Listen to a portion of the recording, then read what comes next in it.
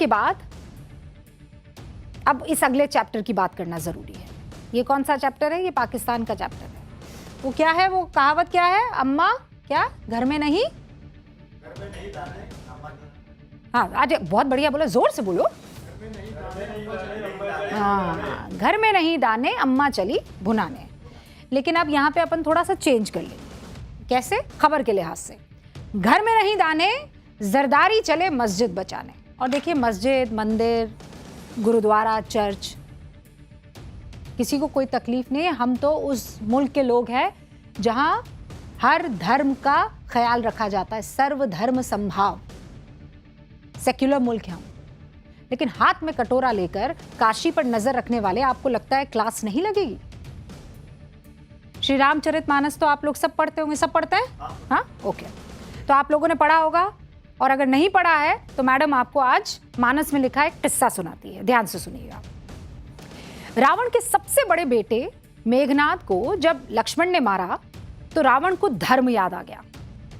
प्रभु राम की कूटनीति पर उसने सवाल उठाया और कहा कि उनके बेटे को छल से मारा गया है। इस पर तुलसीदास रामचरितमानस में एक चौपाई लिखते हैं। पर उपदेश कुशल बहु तेरे, पर उपदेश कुशल बहु तेरे, जे आचरहि ते नर न घनेरे। लंका कांड में लिखे इस चौपाई का मतलब बता दूं आपको कि दूसरों को सीख देने में लोग खुद को होशियार समझते हैं, लेकिन वो अपने पाप को नहीं देखते हैं। और यहां पर आप थोड़ा सा चेंज कर दीजिए, पड़ोसी मुल्क के एक शख्स को अंदर एंटर करवा दीजिए।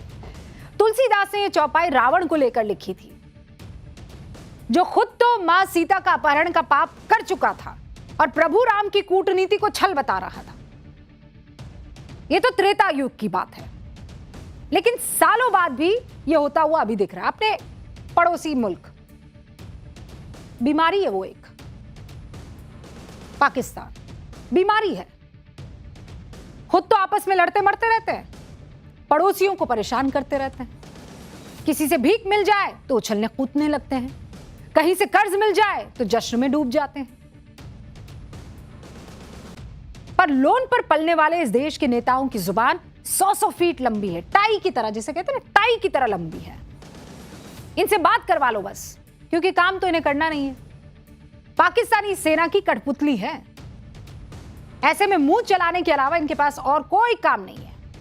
अब ये क्यों कह रही हूं मैं? क्योंकि बकवास हो रही है वहां से। ऐसा ऐसा ज्ञान दिया जा रहा है कि आप भी परेशान हो जाएंगे कि ये क्या हो रहा है,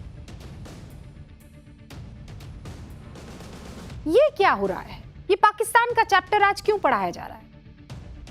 दरअसल आसिफ अली जरदारी, पत्नी की शहादत को भुनाकर राष्ट्रपति पद तक पहुंचने वाले जरदारी भारत को नसीहत दे रहे हैं।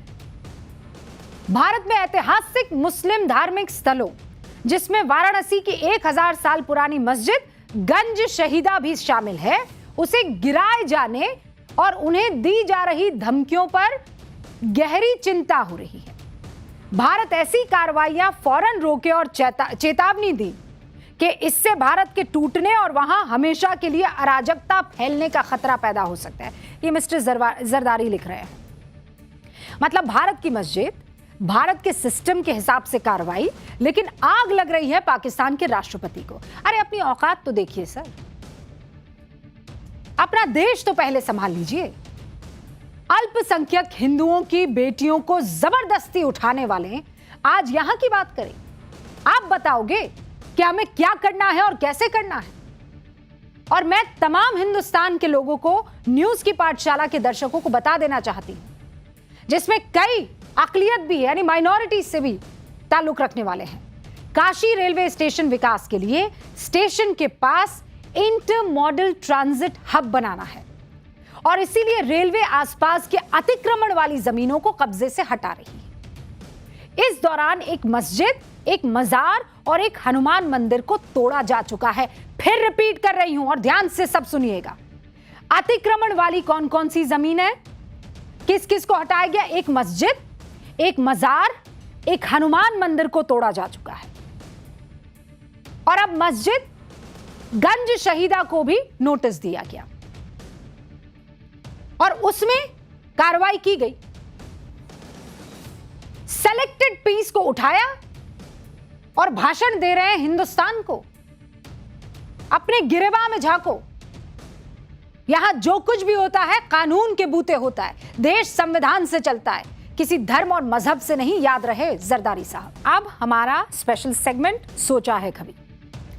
अच्छा जल्दी से बताइए मुझे, आपके घर पर जब कोई मेहमान आता है तो आप जब पानी परोसते हैं तो फुल ग्लास होता है कि आधा ग्लास होता है? फुल ग्लास होता है। भैया थोड़ा चेंज कर लीजिए ना। और वो फुल ग्लास पीते हैं पानी मेहमान जो आते हैं? छोड़ देते हैं, बच जाता है।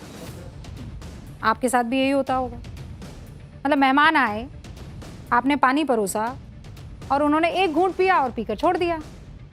आपको पता है इससे कितने करोड़ लीटर पानी बर्बाद हो रहा है? आप जानते हैं? देश की आबादी के हिसाब से ये आंकड़ा पहुंच जाता है 70 करोड़ लीटर। मतलब मैं एक अंदाजा लगा रही हूं, ये पानी सिर्फ एक दिन में बर्बाद हो सकता है। अगर मान लीजिए आप एक दूसरे को पानी परोस रहे हैं और एक घूंट पीकर छोड़ देते हैं। ऐसा तब होता है जब आप सिर्फ 2 ग्लास पानी बर्बाद करते हैं। यानी अगर आप मेहमान को उसकी प्यास के हिसाब से पानी दे तो आप 70 करोड़ लीटर पानी रोजाना बचा सकते हैं। अब आप कहेंगे भैया कैसे पता लगेगा प्यास के? जग हाथ में रखिए, ग्लास साइड में रखिए, पानी डालिए, वो कहेगा बस तो आप रुक जाइएगा, वरना बढ़ते रहिएगा। और ये तो सिर्फ घर का आंकड़ा है। अब होटल और रेस्टोरेंट, आधे अधूरे पिए हुए पानी के ग्लास से हर दिन 1 करोड़ 40 लाख लीटर पानी बर्बाद हो रहा है। सोचिए, 1 ग्लास पानी की बचत कितने पानी की बर्बादी को बचा सकती है? सोचा है कभी? फिलहाल मुझे इजाजत दीजिए, आपसे कल मुलाकात होगी न्यूज की पाठशाला में। मोहब्बत आशीर्वाद बनाए रखिए और देखते रहिए टाइम्स नाउ नव भारत। खुदा।